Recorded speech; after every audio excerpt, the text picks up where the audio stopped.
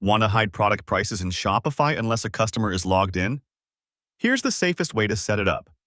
Shopify doesn't include a built-in setting to hide prices for logged-out visitors, so the most reliable method is using an app. Start by going to Apps and opening the Shopify App Store. Search for a pricing lock app like Locksmith or a Login to See Price app. Install the app and open it.